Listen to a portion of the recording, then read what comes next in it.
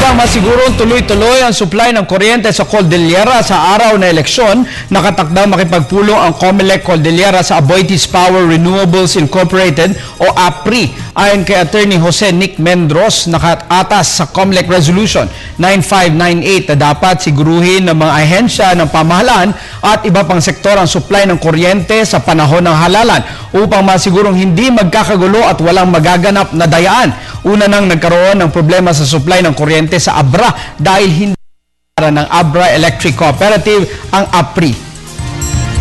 The resolution deputizing certain departments of the executives of the government, including there is the Department of Energy and the local electric cooperatives. The purpose of this deputation is to ensure that these agencies of the government will have their services during the conduct of the election, the day before and the day following the elections until such time that proclamation can be made.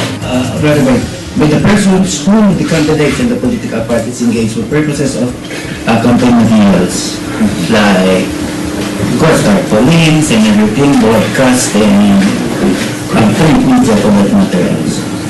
So, although 1 hour ka na doon, yung mga 3 hours, at least random, hindi nila na.